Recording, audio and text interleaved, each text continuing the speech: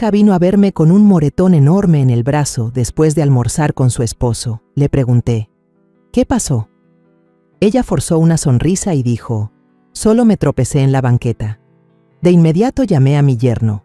Él respondió, ¿y qué? Sí, la golpeé. ¿Qué piensa hacer usted? Colgué sin decir nada. Un rato después hice una sola llamada. A la mañana siguiente, fue él quien me llamó. ¿Quiere morirse o qué? Me alegra que estés aquí. Si estás viendo este video, dale like, suscríbete al canal y cuéntame en los comentarios desde dónde escuchas mi historia de venganza. Quiero saber hasta dónde ha llegado.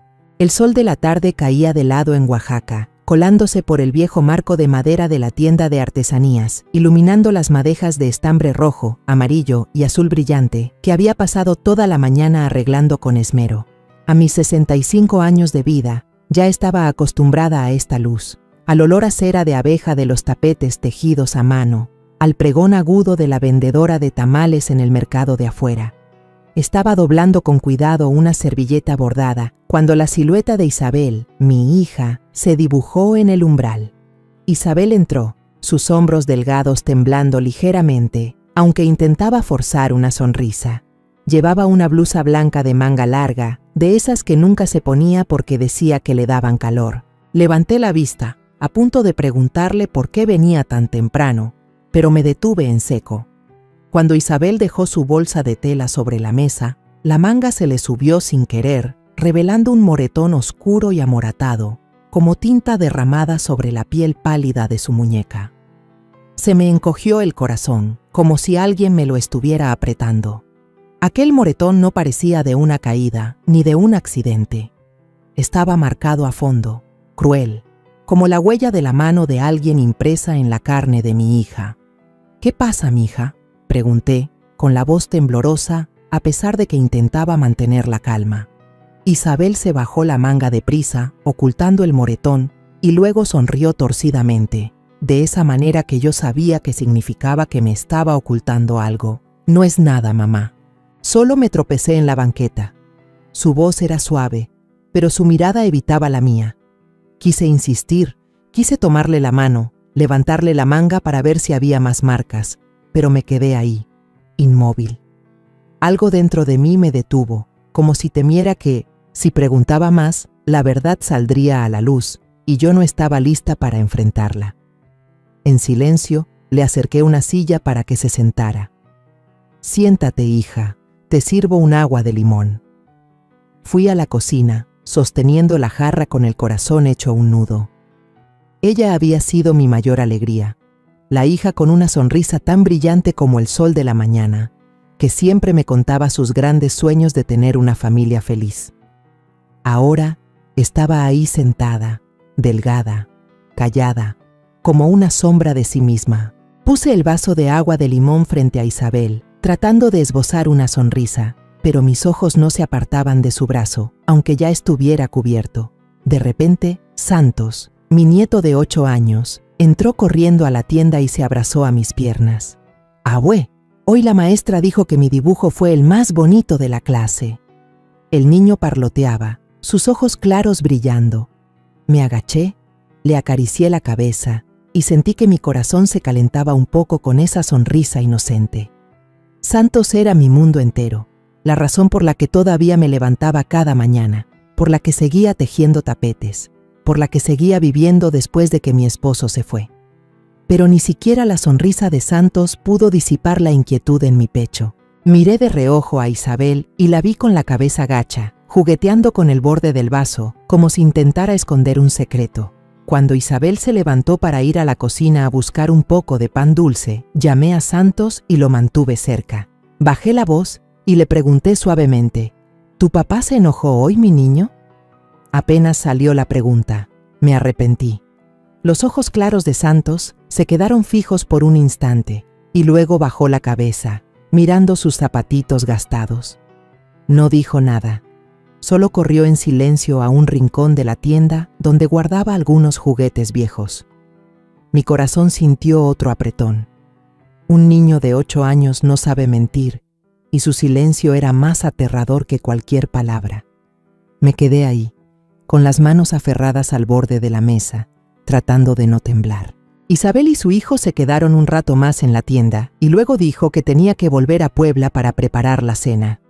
Los acompañé hasta la esquina, viendo a Santos tomar la mano de su mamá, saltando sobre el empedrado. Isabel se dio la vuelta y me dio un abrazo, pero fue un abrazo frío, como si estuviera tratando de mantener la distancia. Cuando sus figuras desaparecieron tras la esquina, volví a la tienda, cerré la puerta y me senté sola en la oscuridad que empezaba a caer. Las coloridas madejas de estambre ahora se veían borrosas, igual que mi mente en ese momento. No quería creerlo, pero lo sabía muy bien. El moretón en el brazo de Isabel no era por una caída, y el silencio de Santos era la confirmación que no quería escuchar. Por la noche, me senté ante la pequeña mesa del comedor en mi humilde casa, la luz amarillenta iluminando la pared desconchada. Tomé el teléfono, mi dedo dudando sobre la pantalla. Finalmente, respiré hondo y marqué el número de Erasmo, el yerno en quien una vez confié para que hiciera feliz a mi hija. El teléfono sonó 3 veces, y luego su voz retumbó, pulida y arrogante. «Señora Mercedes, ¿qué se le ofrece?» No me anduve con rodeos, fui directo al grano. «¿Qué le hiciste a Isabel?» Mi voz sonó más firme de lo que esperaba, pero por dentro mi corazón latía con fuerza. Hubo un segundo de silencio al otro lado de la línea y luego una risa burlona, tan fría como un cuchillo. «¿Y qué? Claro que le pegué. ¿Y usted qué va a hacer al respecto?», dijo, cada palabra como una bofetada. Quise gritarle, pero simplemente colgué, con la mano temblando de rabia. No quería que escuchara mi voz quebrarse. No quería que supiera lo débil que me sentía. Me levanté, salí de mi casa y fui a la de doña Tomasa, mi vecina y amiga de tantos años. Fingí que necesitaba pedirle un poco de harina de maíz, pero en realidad solo quería encontrar a alguien con quien compartir la angustia que me ahogaba. Apenas me vio, doña Tomasa me hizo pasar a su cocina con la mirada llena de preocupación. «Esta tarde vi a la niña Isabel llorando sola afuera de la puerta, doña Mercedes», susurró, con la voz tan temblorosa como la mía. La llamé para que entrara, pero solo negó con la cabeza y se fue. Sus palabras fueron como echar más leña al fuego que ardía en mi interior. Le di las gracias, tomé la bolsa de harina que me dio y volví a casa, cada paso pesando como si llevara piedras. En mi pequeña habitación, encendí una veladora frente al retrato de mi esposo, quien me había dejado hacía 10 años.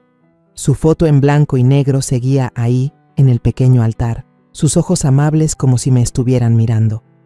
«Juan, si estuvieras aquí, ¿qué harías?», susurré, mientras las lágrimas rodaban silenciosamente por mis mejillas.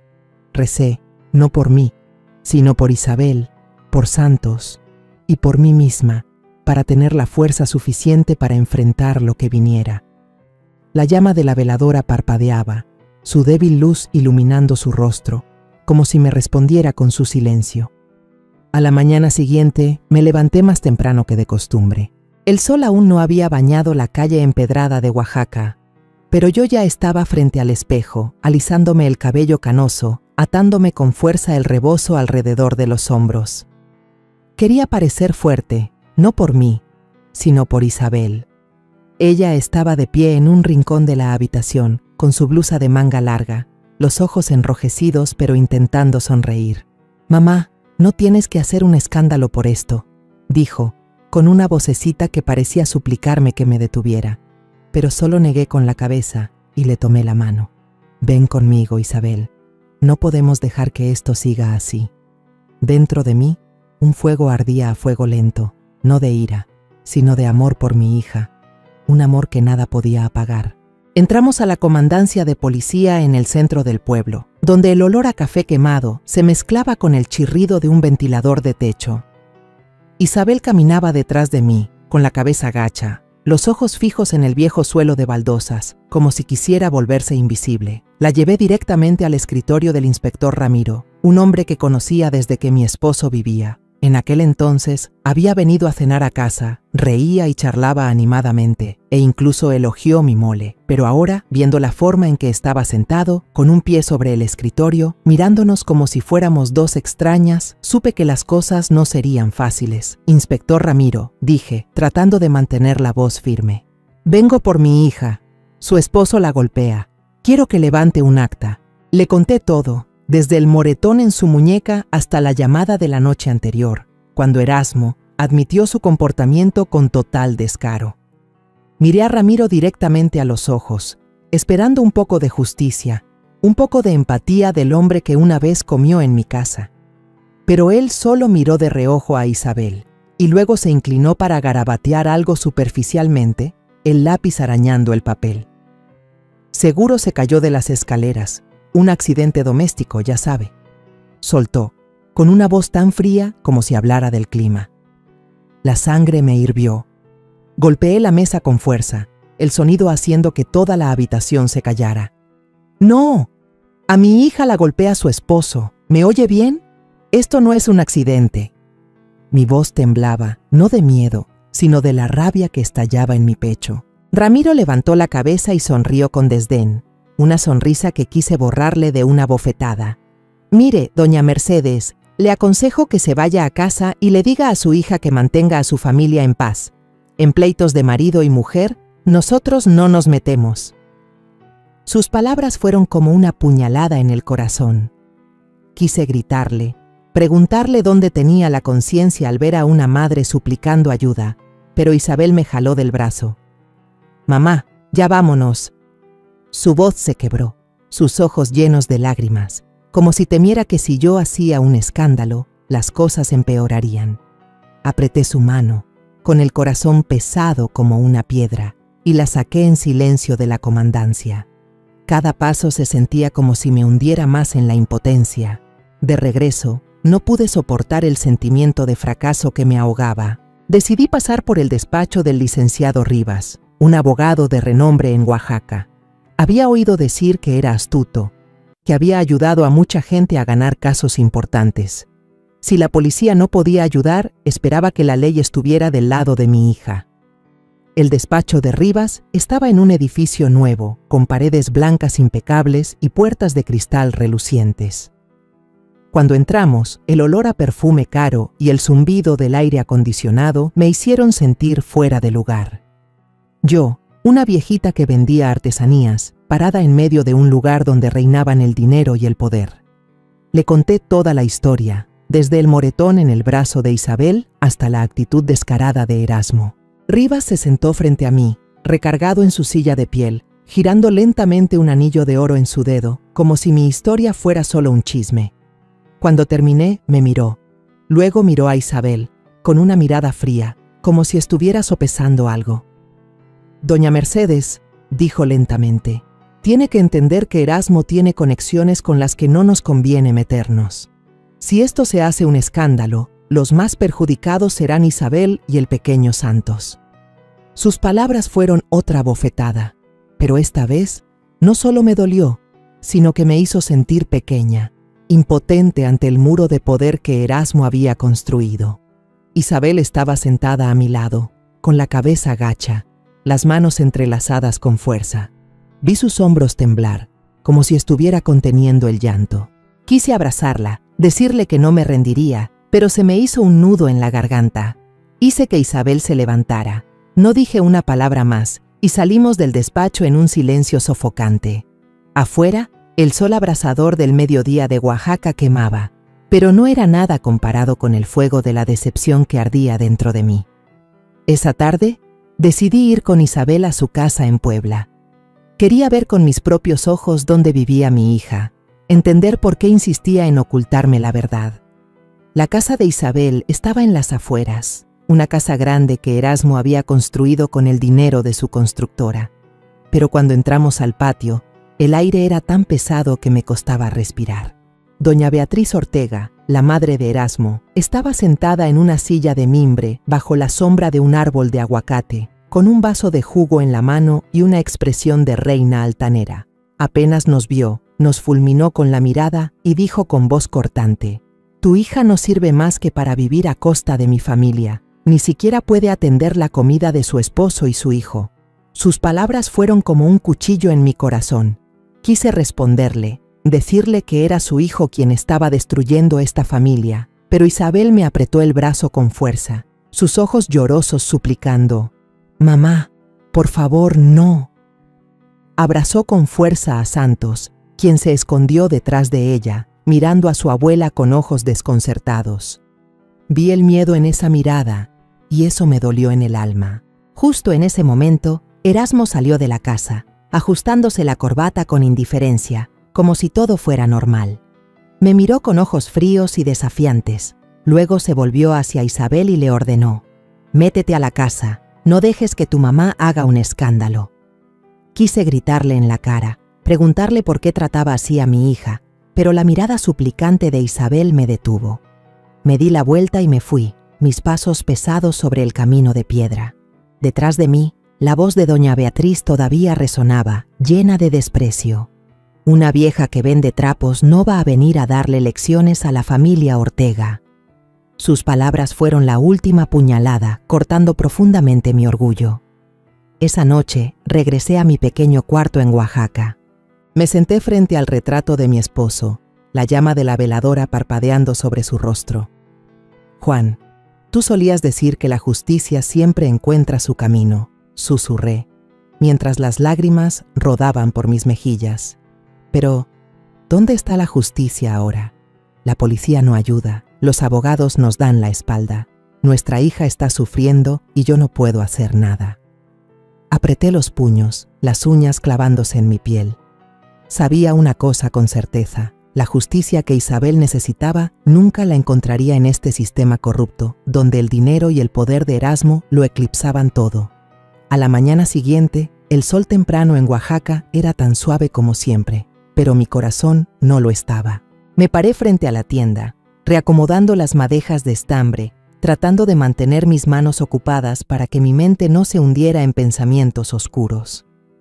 Isabel llegó temprano con Santos, quien venía saltando, abrazando un cuaderno de dibujo manchado. «Mamá, te encargo al niño un ratito. Voy al mercado en Puebla a comprar unas cosas», dijo Isabel, tratando de sonar normal, pero sus ojos me evitaban. Asentí, abracé a Santos y forcé una sonrisa. «Con cuidado, hija», le dije, aunque sabía perfectamente que no iba solo al mercado. Había algo en la forma en que Isabel bajaba la cabeza, en cómo se ponía la blusa de manga larga a pesar del calor, que me oprimía el corazón. Después de que Isabel se fue, llevé a Santos adentro de la tienda y lo senté en una esquina de la mesa con unos lápices de colores. Comencé a exhibir los tapetes recién tejidos en la entrada. El olor familiar a algodón y cera de abeja me calmó un poco. De repente, Santos corrió hacia mí, me jaló del brazo y dijo emocionado: «¡Abue! ¡Mira lo que dibujé!». Me mostró un dibujo garabateado de una casa, un árbol de aguacate y una mujer. Pero entonces, el mundo se detuvo.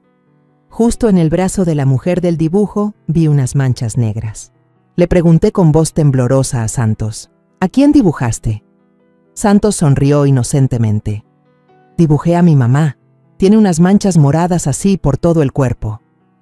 Tomé el dibujo temblando, me volví hacia Santos e intenté mantener la voz suave. «Santos, qué bonito dibujas. Pero dime, ¿a tu mamá le duele el brazo?». El niño me miró desconcertado. Sus ojos claros se oscurecieron de repente. No respondió, solo asintió muy levemente, jugueteando con un lápiz de color en la mano. Su silencio fue como una puñalada, más afilada que cualquier palabra. Abracé a Santos, atrayéndolo hacia mí, tratando de ocultar el temblor que recorría mi cuerpo. «Ven, vamos a que te prepare un agua de limón», le dije, solo para sacarlo de ese momento, para no derrumbarme frente a él. Fui a la cocina y tomé una botella de aceite de hierbas que yo misma preparaba desde que mi esposo vivía. Cada vez que Santos se caía, lo usaba para sobarlo, pero hoy esa botella era para Isabel. Cuando regresó del mercado, la llevé a un rincón de la tienda donde la luz no era tan intensa. «Siéntate aquí, hija», le dije con voz temblorosa. Isabel me miró con los ojos llenos de preocupación, pero obedeció. Le subí suavemente la manga, aunque ella intentó resistirse. El moretón seguía ahí, no solo uno, más visible a la luz del día, como una acusación irrefutable. «Esto no es de una caída, Isabel», dije, con la voz entrecortada. «Dime la verdad, por favor». Isabel se bajó la manga rápidamente, con los ojos llorosos. «Mamá, te lo ruego, no hagas un escándalo», susurró con la voz quebrada. «Si hablo, me va a quitar a Santos. No puedo perderlo, mamá». Sus palabras fueron un golpe en el pecho. Quise gritar, quise ir a la casa de Erasmo en ese mismo instante y enfrentarlo, pero la mirada suplicante de Isabel me detuvo. Se echó a llorar, sus hombros delgados temblando sin control, como si todo lo que había estado conteniendo por tanto tiempo se desbordara. La abracé, dejando que se apoyara en mi hombro, sus lágrimas empapando mi blusa. «No voy a dejar que te haga más daño», susurré, aunque yo misma no sabía qué iba a hacer. Tomé la botella de aceite de hierbas y se lo apliqué suavemente sobre el moretón. El olor a menta y cempasúchil se esparció, pero no alivió el dolor en mi corazón. Cada vez que tocaba el moretón, sentía el dolor de mi hija, no solo en la piel, sino en lo profundo de su alma. Isabel se quedó ahí, llorando en silencio, y yo solo pude abrazarla más fuerte, como si así pudiera protegerla del mundo entero. Justo en ese momento, doña Tomasa, mi vecina, entró en la tienda con su canasta del mercado. Miró a Isabel, luego a mí, con una expresión de compasión. «Otra vez es por el tal Erasmo, ¿verdad?», preguntó en voz baja, como si temiera que alguien la escuchara. Anoche los oí discutir muy fuerte, hasta del otro lado de la calle se escuchaba. Isabel bajó la cara rápidamente, se secó las lágrimas y se levantó diciendo deprisa: «Ya me tengo que ir, mamá». Prácticamente salió corriendo de la tienda, como si temiera enfrentar la verdad que doña Tomasa acababa de revelar. La acompañé hasta la esquina, viendo cómo su figura delgada se perdía, con el corazón en un puño. Quería detenerla, decirle que no volviera a esa casa, pero sabía que no me escucharía. Tenía miedo de perder a Santos, y ese miedo era más grande que su propio dolor. Esa noche, mientras ordenaba la tienda, acomodando los últimos tapetes, las luces cegadoras de un vehículo iluminaron el interior. Un rechinido de llantas, y reconocí de inmediato la familiar camioneta negra de Erasmo. No se bajó, solo bajó la ventanilla y me lanzó una mirada fría y desafiante. Sus ojos parecían decir: «No puedes hacerme nada». Luego aceleró. La camioneta desapareció a toda velocidad, dejando un fuerte olor a humo y una amenaza silenciosa. Me quedé paralizada en la puerta de la tienda, con las manos aferradas al borde de una mesa, sintiendo una rabia que nunca antes había experimentado. Me estaba recordando que todo seguía bajo su control, que yo, una vieja que vendía artesanías, no era nada frente a su poder. Después de ese día en la comandancia y en el despacho del abogado, sentí como si el mundo entero me hubiera dado la espalda. El inspector Ramiro con su sonrisa burlona, el abogado Rivas con su reluciente anillo de oro, todos estaban del lado de Erasmo, o más bien, del lado de su dinero y su poder. Me senté en mi tienda de artesanías, mirando las coloridas madejas de estambre con el corazón vacío. Había esperado que la ley protegiera a Isabel, pero ahora sabía que el camino formal se había cerrado, como una pesada puerta de hierro atrancada frente a mí.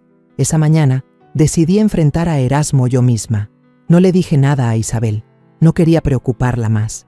Me até mi rebozo azul oscuro, agarré mi bolsa de tela y tomé el primer autobús a Puebla.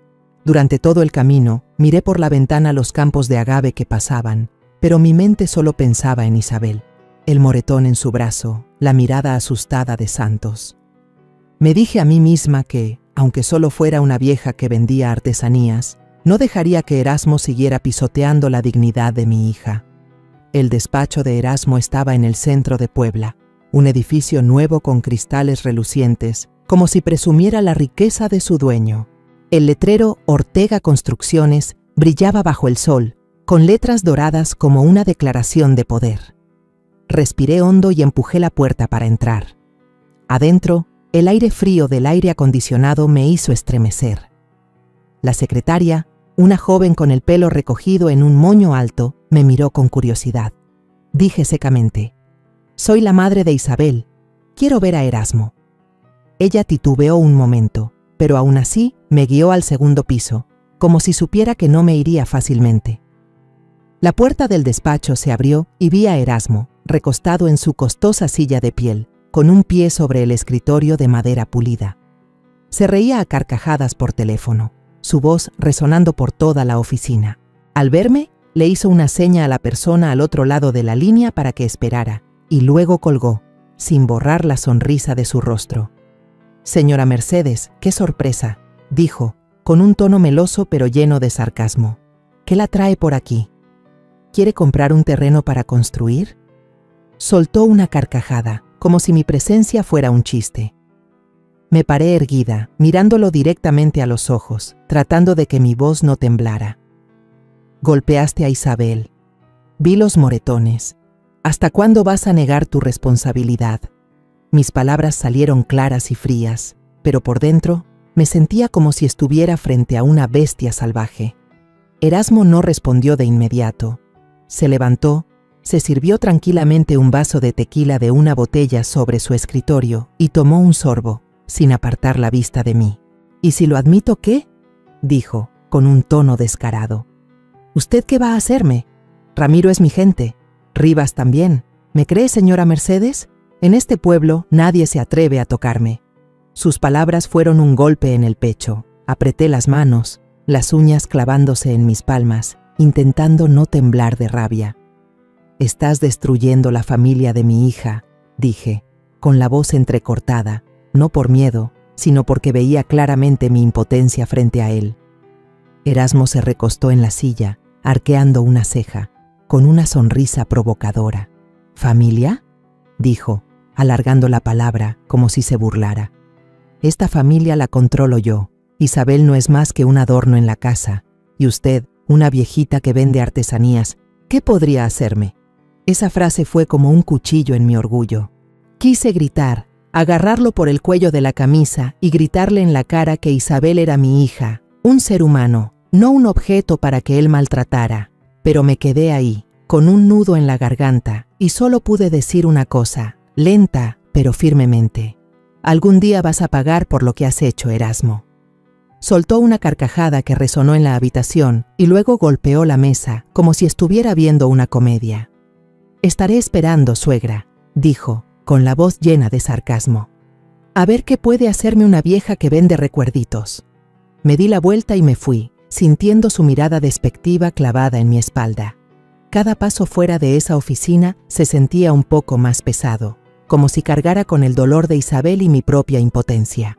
Al salir, el sol abrasador del mediodía de Puebla me quemaba la piel, pero no era nada comparado con el fuego de la ira y la decepción que ardía dentro de mí. Me paré en la banqueta, viendo a la gente pasar, los camiones llenos de mercancía, los vendedores ambulantes pregonando bajo la sombra de los árboles. Todo seguía su curso normal, como si nadie supiera que mi hija vivía en un infierno, que acababa de ser humillada por el mismo hombre que había destruido su felicidad. Al regresar del despacho de Erasmo, me sentí como si me hubieran drenado toda la energía. El viaje en autobús de Puebla a Oaxaca pareció más largo que nunca, cada vuelta de las ruedas hundiéndome más en la impotencia. Cuando abrí la puerta de mi casa, la pequeña habitación ya estaba en penumbras. Solo quedaba la débil luz de la veladora en el altar de mi esposo, Juan. Isabel y Santos dormían profundamente en el otro cuarto, la respiración acompasada del niño recordándome que todavía tenía una razón para luchar. Pero en ese momento, solo quería sentarme y dejar que el cansancio me consumiera. Arrastré la vieja silla de madera y me senté frente al retrato de Juan, mirando sus ojos amables en la foto en blanco y negro que ya se había vuelto amarillenta. Mercedes, en esta vida, a veces la justicia hay que tomarla con nuestras propias manos. Sus palabras de antaño resonaron en mi cabeza, tan claras como si estuviera sentado a mi lado. Abrí el viejo cajón de madera donde guardaba los recuerdos de Juan. Entre las cartas viejas y una foto familiar descolorida, encontré un trozo de papel amarillento con la letra casi borrada. Era el número de teléfono de Tácito Herrera, un viejo amigo de Juan, a quien él había ayudado a salir de un juicio injusto hacía más de 20 años. Tácito había sido policía, un hombre duro pero justo, y ahora tenía su propio despacho de abogados en Oaxaca. Tomé el papel, mis dedos temblorosos recorriendo los números. Hacía años que no hablaba con él, pero en mi corazón sabía que, si alguien podía ayudarme ahora, solo podía ser Tácito. El corazón me latía con fuerza mientras marcaba. El teléfono sonó 3 veces, cada timbrazo pareciendo una eternidad. Luego, una voz grave y ronca contestó. ¿Quién habla? Respiré hondo, tratando de que no se me quebrara la voz. Soy yo, Mercedes Ramírez, dije, de forma concisa pero firme. Mi hija está siendo maltratada por su esposo. Necesito su ayuda. Hubo un largo silencio, como si Tácito estuviera sopesando algo.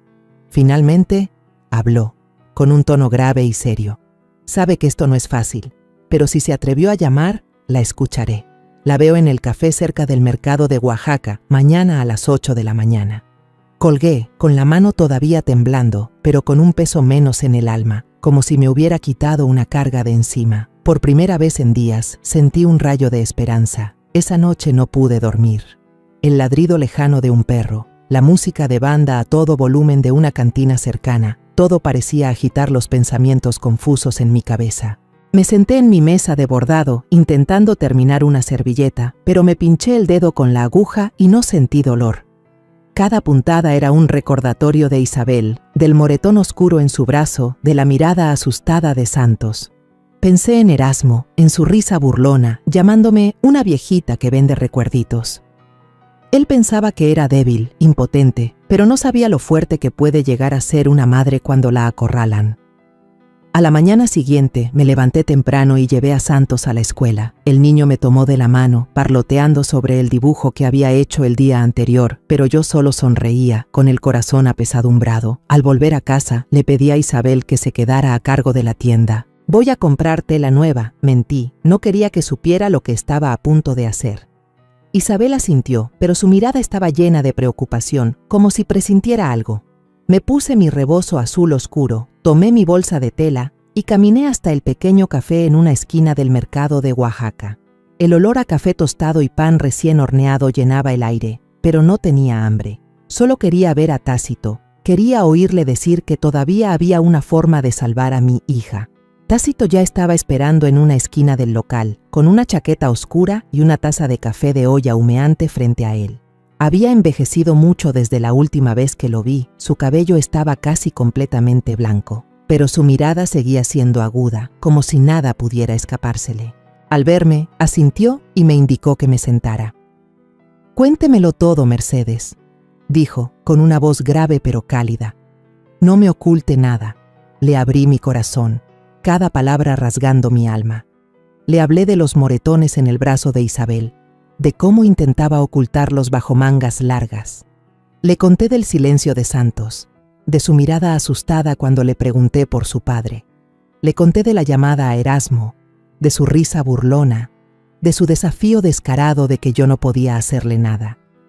Le hablé del inspector Ramiro, que una vez comió en mi casa pero ahora me daba la espalda, y del abogado Rivas, con sus amenazas de que meterse con Erasmo perjudicaría a Isabel y a Santos. Finalmente, le conté del enfrentamiento en el despacho de Erasmo, de cómo llamó a Isabel un adorno y me humilló como si yo no valiera nada. Las lágrimas rodaron por mis mejillas, pero no las sequé. Quería que Tácito viera mi dolor, mi desesperación. Tácito escuchó en silencio, asintiendo, girando la taza de café sobre la mesa. No me interrumpió, solo escuchó, con los ojos entrecerrados como si estuviera analizando cada detalle. Cuando terminé, me miró durante un largo rato y luego dijo con voz grave: «Le debo un favor a Juan. En aquel entonces, si no hubiera sido por él, lo habría perdido todo. Es hora de pagar esa deuda». Hizo una pausa. Su mirada se volvió más fría. «Pero este camino no será fácil, Mercedes. Erasmo no es solo un golpeador. Tiene dinero, poder y toda una red que lo protege. ¿Está lista?». No respondí de inmediato. Apreté la taza de café caliente entre mis manos, sintiendo cómo el calor se extendía por mis dedos fríos. Esa era mi respuesta. Una semana después de nuestro encuentro en el café, viví en un estado de tensión constante.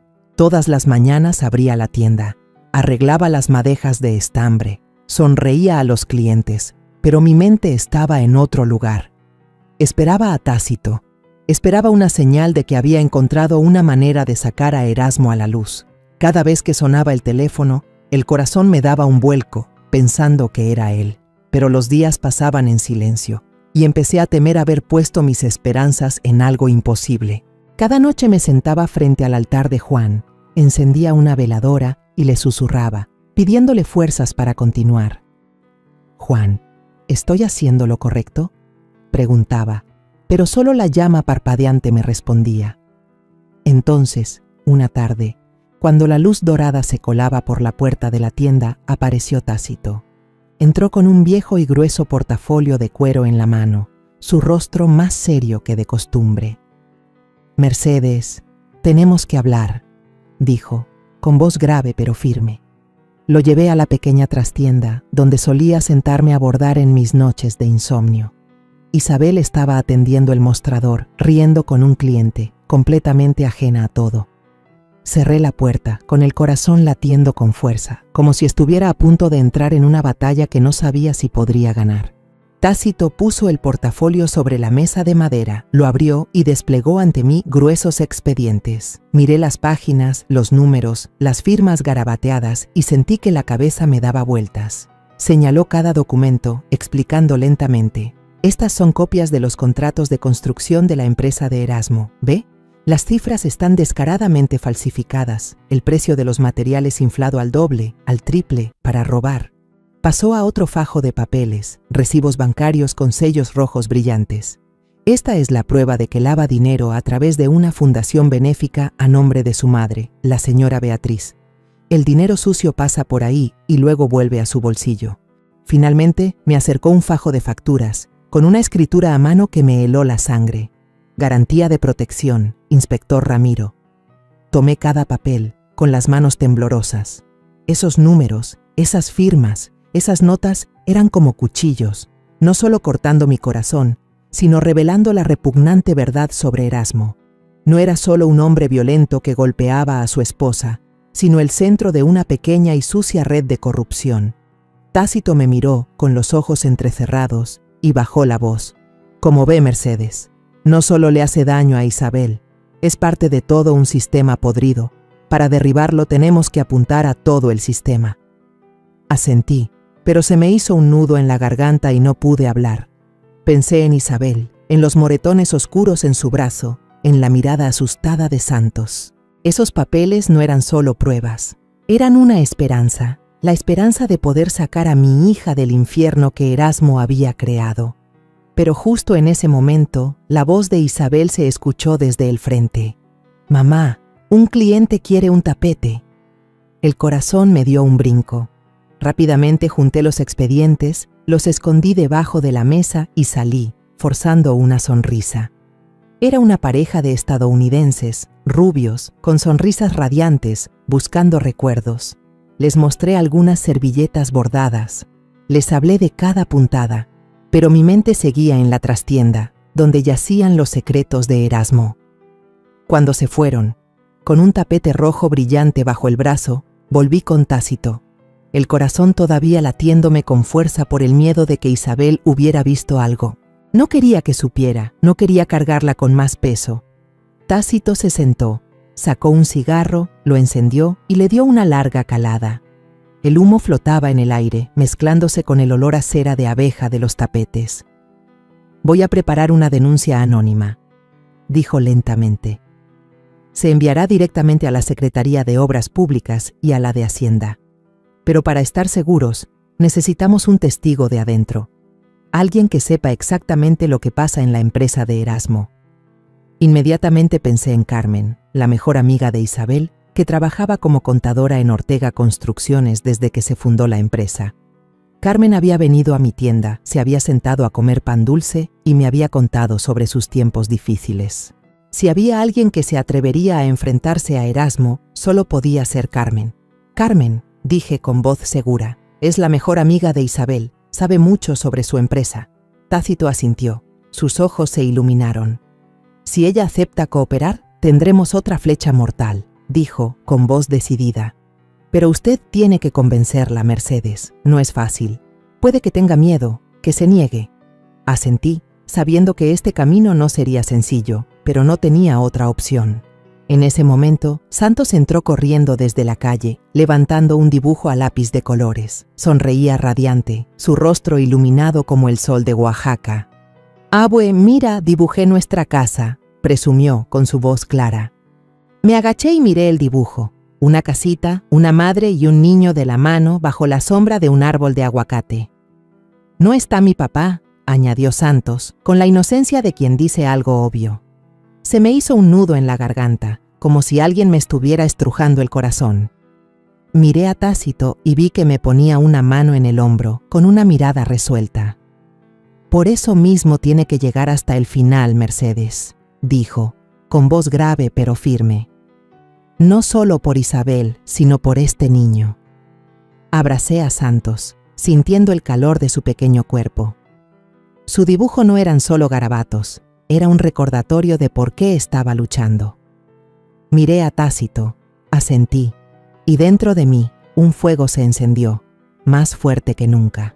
Erasmo podía pensar que lo controlaba todo, pero no sabía que yo había encontrado un aliado y que no me detendría hasta que pagara por lo que le había hecho a mi hija y a mi nieto. Una tarde, Tácito me citó en una pequeña taquería en Puebla, donde el olor a carne al pastor se mezclaba con el chisporroteo del carbón.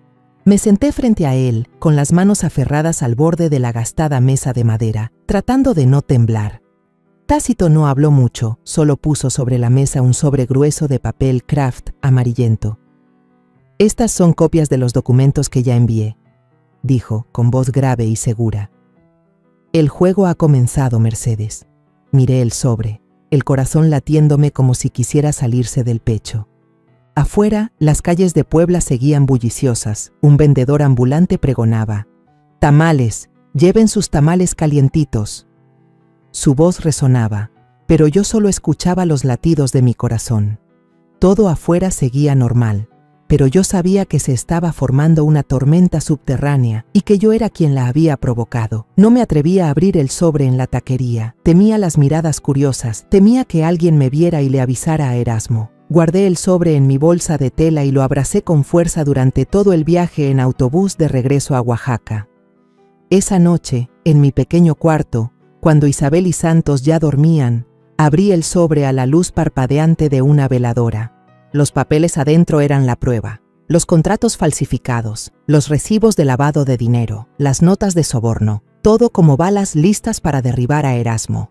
Leí cada línea, con las manos temblorosas, sintiendo una mezcla de alegría y miedo. Alegría porque por fin tenía algo con qué enfrentarlo, y miedo porque sabía que este camino sería más peligroso de lo que imaginaba. 3 días después, aparecieron los primeros rumores.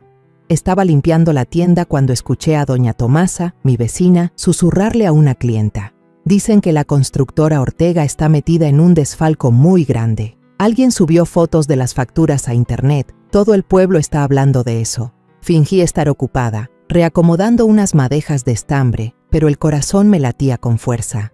Abrí discretamente mi teléfono y busqué una cuenta anónima en las redes sociales. Las imágenes de las facturas sospechosas, las cifras fraudulentas de la constructora Ortega aparecían claramente. Reconocí de inmediato los documentos que Tácito me había mostrado. Él había actuado y la tormenta que esperaba ya había comenzado a levantarse.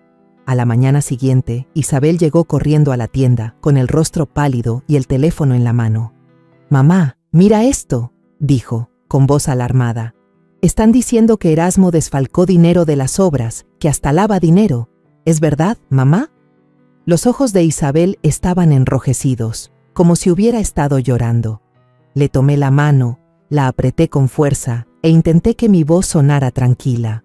«Tú solo preocúpate por Santos», le dije, aunque yo sabía la verdad. «Todo va a estar bien». Pero al mirarla a los ojos, vi una mezcla de miedo y esperanza. No preguntó más, solo asintió, pero supe que se estaba conteniendo, tratando de proteger a Santos de lo que estaba sucediendo. En el mercado de Oaxaca, el ambiente comenzó a cambiar. Las vendedoras, a quienes conocía desde hacía décadas, empezaron a cuchichear. Dicen que el yerno de doña Mercedes no solo le pega a su esposa, sino que también es un corrupto, susurró una vendedora de verduras cuando pasé a su lado. Fingí no escuchar, me agaché a escoger unas papas, pero el corazón me latía como un tambor de guerra.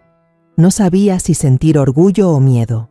Orgullo porque los secretos de Erasmo estaban saliendo a la luz, y miedo porque sabía que no se quedaría de brazos cruzados.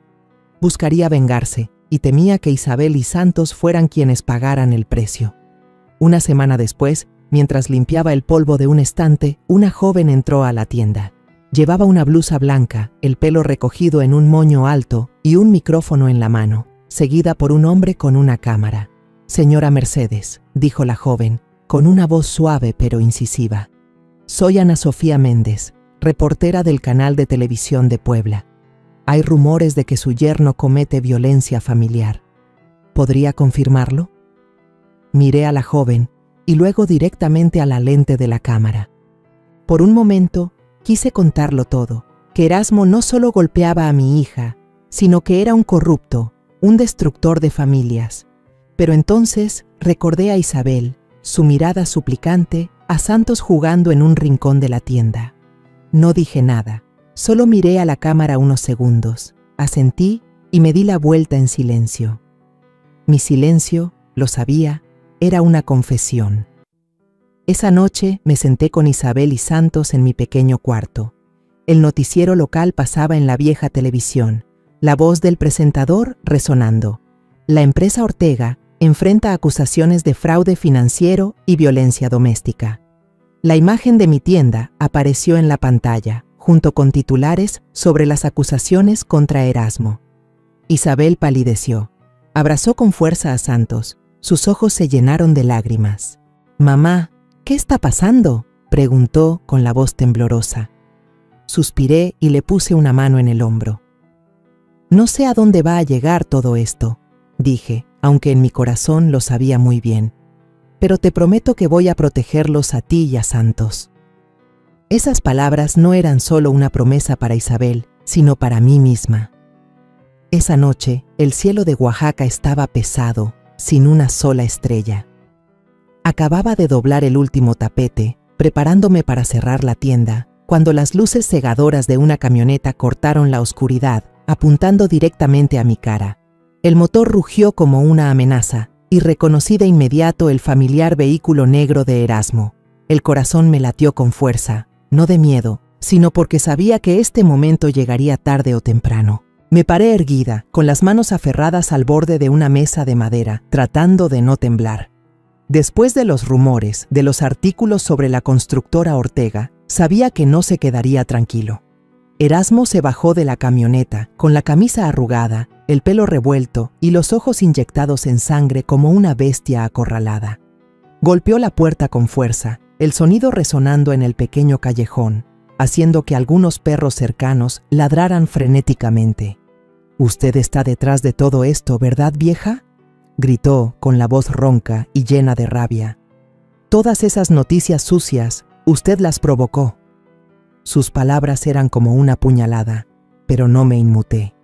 Ya lo había enfrentado una vez en su oficina, y esta vez, frente a mi propia tienda, no dejaría que me viera débil. Antes de que pudiera responder, Isabel salió corriendo de la casa, con el rostro pálido y los ojos llenos de pánico. «Erasmo, no hagas un escándalo aquí», suplicó, con la voz temblorosa. «Santos está adentro».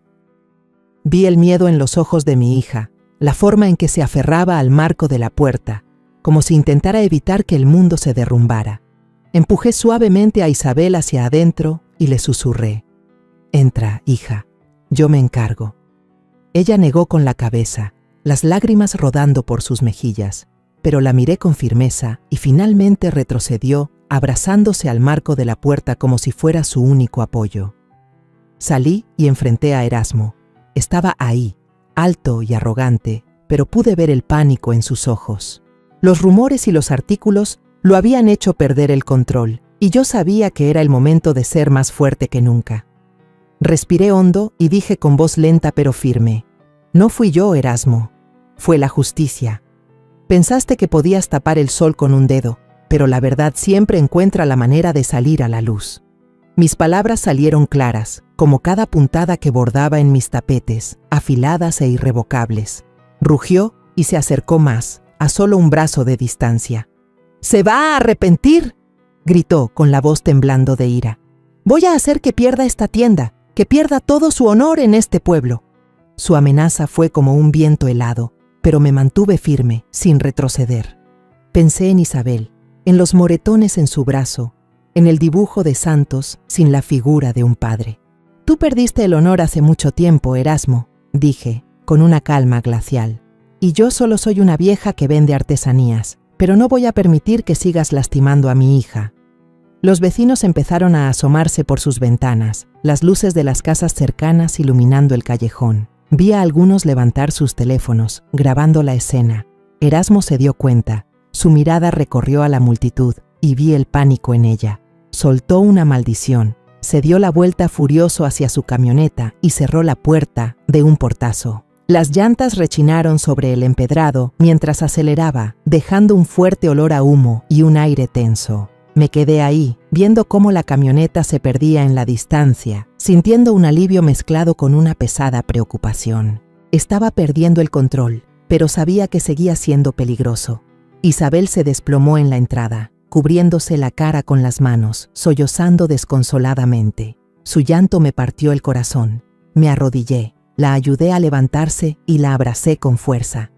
«Tienes que ser fuerte», le dije en voz baja, aunque yo misma estaba conteniendo las lágrimas. «Esto es solo el principio, Isabel. No voy a dejar que él gane». Ella asintió, pero sentí como su cuerpo temblaba, como si estuviera en medio de una tormenta sin saber a dónde ir. Cuando Isabel entró a la casa para abrazar a Santos, que dormía profundamente, me quedé en la puerta, mirando el cielo nocturno. Nubes oscuras cubrían la luna, pero vi una figura de pie bajo la luz de un farol a lo lejos.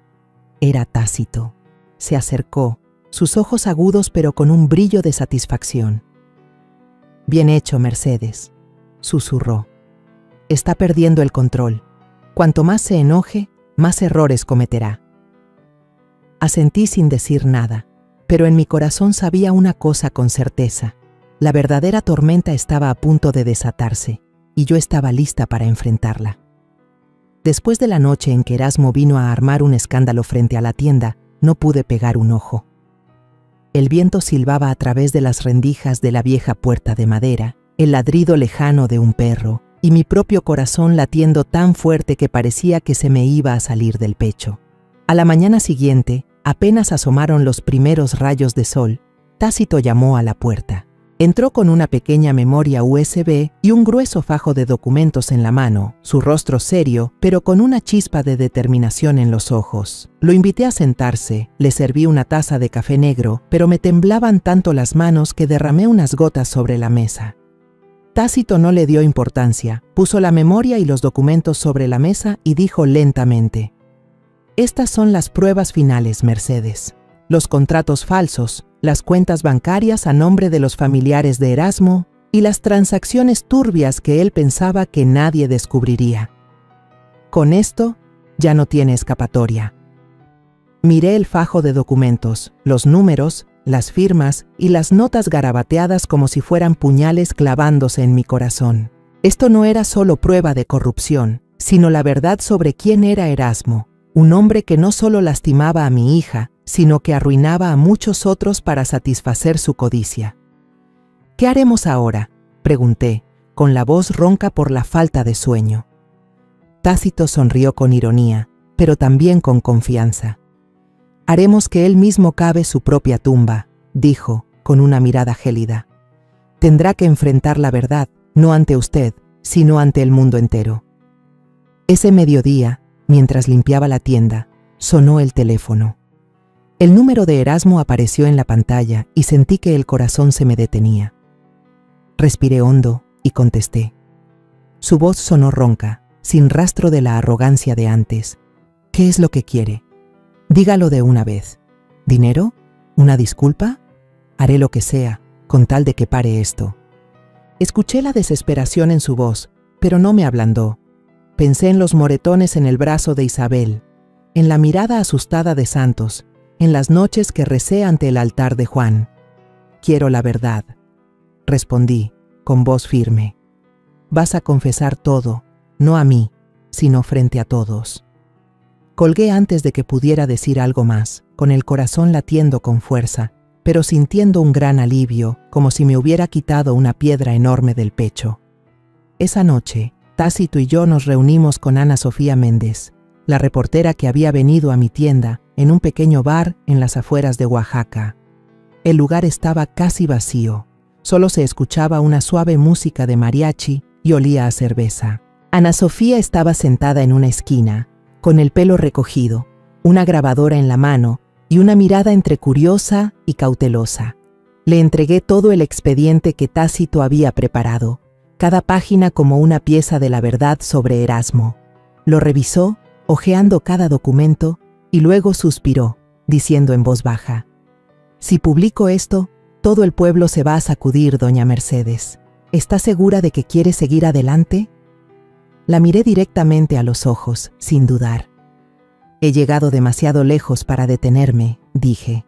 «Mi hija merece ser libre, y esta verdad tiene que salir a la luz». A la mañana siguiente me desperté temprano, preparé café, pero no pude tomar ni un sorbo. Encendí la televisión y el canal de Puebla estaba transmitiendo un noticiero especial, en vivo. Erasmo Ortega estaba sentado en medio de una conferencia de prensa, con el rostro pálido, sudando por las sienes, su traje habitual ahora luciendo arrugado. Frente a docenas de cámaras, tomó un papel con manos temblorosas y leyó cada palabra de una declaración preparada. Su voz se quebraba, pero cada palabra era clara. Admitió haber maltratado a Isabel Ramírez. Admitió que la constructora Ortega tenía irregularidades financieras y fraude en licitaciones. Y finalmente, se disculpó públicamente con su familia y anunció la disolución de la empresa. Me senté en la tienda, frente al pequeño televisor, con las manos aferradas al borde de la mesa. La imagen de Erasmo en la pantalla era la de un hombre desnudo ante el mundo. No sentí satisfacción, solo una profunda tristeza. Él había sido el hombre en quien confié, el que pensé que le daría felicidad a Isabel. Ahora era solo una sombra de sí mismo, hundido por sus propios pecados. Los murmullos de los clientes en el mercado comenzaron a oírse desde afuera. Erasmo se vino abajo. ¿Quién iba a decir que era tan violento? Ahora lo perdió todo. Escuché, pero no respondí. Solo miré en silencio a Isabel, que estaba sentada a mi lado. Ella abrazaba con fuerza a Santos, las lágrimas rodando silenciosamente por sus mejillas. Santos miró a su mamá, confundido, y luego se volvió hacia mí y preguntó: «Abue, papá ya no va a volver, ¿verdad?». Atraí al niño hacia mí, no respondí, solo le acaricié la cabeza. Isabel susurró, con la voz entrecortada: por fin soy libre, mamá». Sus palabras fueron como un cuchillo, dolorosas y liberadoras a la vez. Abracé a Isabel, sintiendo cómo su cuerpo delgado temblaba entre mis brazos. «Te prometo que siempre estaré aquí», le dije con voz ronca. «Pase lo que pase, los protegeré a ti y a Santos». Unas semanas después del día en que Erasmo se vio obligado a confesar en televisión, la vida de Isabel y la mía comenzó a encontrar un poco de paz, aunque fuera tan frágil como la llama de una vela ante el viento. El tribunal resolvió el caso más rápido de lo que esperaba. Una mañana, Isabel y yo estábamos en la pequeña sala de audiencias de Oaxaca, donde la luz entraba por los altos ventanales, iluminando el viejo suelo de baldosas. La jueza, una mujer de rostro severo, declaró a Isabel divorciada y le otorgó la custodia total de Santos. Al escuchar esas palabras, Isabel me apretó la mano, las lágrimas rodando por sus mejillas, pero esta vez eran lágrimas de liberación. Abracé a mi hija, sintiendo cómo su cuerpo delgado temblaba entre mis brazos. «Mamá, no puedo creer que este día haya llegado», susurró Isabel, con la voz entrecortada. Solo la abracé con más fuerza, sin decir nada, porque en mi corazón la alegría se mezclaba con el dolor de los meses pasados. A Erasmo se le prohibió ejercer en el sector de la construcción, un duro golpe para el imperio del que una vez se enorgulleció. Todos sus bienes fueron congelados para la investigación, y escuché que tuvo que vender su gran casa en Puebla para pagar deudas. Su madre, doña Beatriz, que solía sentarse arrogantemente en su silla de mimbre para criticar a mi hija, se había ido del pueblo en silencio. Una tarde, doña Tomasa me contó que la habían visto en la terminal de autobuses, con una sola maleta vieja como equipaje, el rostro demacrado, sin rastro de su antiguo orgullo. No sentí satisfacción, solo una vaga tristeza. Ella había sido la madre del hombre en quien confié para proteger a Isabel, pero ahora también era solo parte de un pasado doloroso. El inspector Ramiro y el abogado Rivas tampoco escaparon de esta tormenta. La prensa informó que las autoridades federales habían abierto una investigación y las imágenes de ambos hombres siendo escoltados, con el rostro desencajado, aparecieron en todos los periódicos locales. Vi esas fotos en la tienda, cuando un cliente olvidó su periódico sobre una mesa. Ramiro, quien se había burlado cuando supliqué por justicia, ahora tenía la cabeza gacha y las muñecas esposadas. Rivas, con su reluciente anillo de oro, ahora parecía un hombre derrotado. No sonreí, no dije nada, solo doblé el periódico en silencio. La justicia, aunque tardía, finalmente había encontrado su camino. Con la ayuda silenciosa de Tácito, Isabel encontró un nuevo trabajo en una prestigiosa firma de contadores en Oaxaca. El día que recibió la carta de oferta, corrió a la tienda y me abrazó, con los ojos brillantes. «Mamá, me contrataron», dijo, con una voz llena de emoción, como si una parte de la antigua Isabel, la joven llena de sueños, estuviera regresando. La abracé, las lágrimas rodando por mis mejillas, pero esta vez eran de felicidad. «Me haces sentir muy orgullosa», le dije, aunque se me hizo un nudo en la garganta. Sabía que el camino por delante no sería fácil para Isabel, pero tenía un nuevo comienzo, una oportunidad para reconstruir su vida y la de Santos. Volví a mi vida tranquila en la tienda de artesanías. Cada mañana abría la puerta, arreglaba las madejas de estambre, tejía tapetes y conversaba con los clientes como antes. Pero ahora tenía a Santos a mi lado. El niño solía correr a la tienda después de la escuela, con sus dibujos garabateados y una sonrisa radiante. Una tarde, le enseñé a Santos a dar sus primeras puntadas en un pequeño trozo de tela. Sostenía la aguja con torpeza, las puntadas chuecas, pero se reía a carcajadas y decía: «Abue, cuando crezca voy a dibujar más colores en tus servilletas». Sus palabras inocentes fueron como una brisa fresca, disipando los días pesados. Le acaricié la cabeza y sonreí. «Si bordas más bonito que yo, te voy a dejar toda la tienda». Santos se rió a carcajadas, y en ese momento sentí mi corazón más ligero que nunca. Una tarde, mientras colgaba un tapete recién tejido en la entrada de la tienda, pasó Ana Sofía Méndez. Llevaba una blusa blanca, el pelo recogido y la misma sonrisa radiante de la primera vez que la vi. Me saludó con la mano y yo asentí, sonriendo en agradecimiento. Su reportaje, junto con las pruebas que Tácito y yo le proporcionamos, había sacado la verdad a la luz, había ayudado a Isabel a liberarse de las cadenas de Erasmo. No dije nada, pero por dentro le estaba agradecida a ella y a Tácito, las personas que estuvieron a mi lado en esta lucha. Por la noche, volví a mi pequeño cuarto, donde la llama de la veladora frente al altar de Juan seguía parpadeando.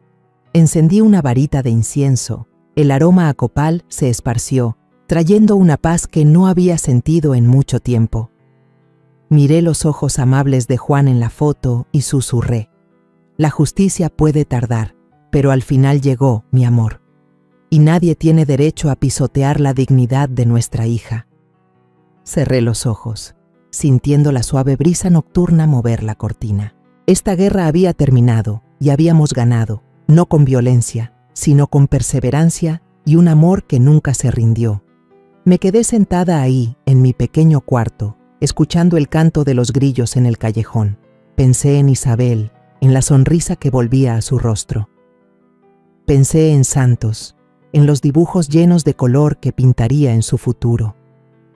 Y pensé en mí misma, una vieja que vendía artesanías, que se había atrevido a enfrentarse a todo un sistema para proteger a su familia. Ya no tenía miedo, ya no tenía dudas. Esta vida, aunque dura, me había enseñado que el amor de una madre puede ser más fuerte que cualquier poder. Y con ese amor, lo sabía, seguiríamos adelante, juntas, bajo el sol de Oaxaca. La historia que acabas de escuchar ha sido modificada en nombres y lugares para proteger la identidad de las personas involucradas. No contamos esto para juzgar, sino con la esperanza de que alguien escuche y se detenga a reflexionar. ¿Cuántas madres están sufriendo en silencio dentro de su propio hogar? Yo realmente me pregunto, si tú estuvieras en mi lugar, ¿qué harías? ¿Elegirías callar para mantener la paz? ¿O te atreverías a enfrentarlo todo para recuperar tu voz? Quiero saber tu opinión, porque cada historia es como una vela que puede iluminar el camino de alguien más. Dios siempre bendice, y estoy convencida de que la valentía nos lleva a días mejores. Mientras tanto, en la pantalla final te dejo 2 de las historias más queridas del canal. Estoy segura de que te sorprenderán. Gracias por haberte quedado conmigo hasta este momento.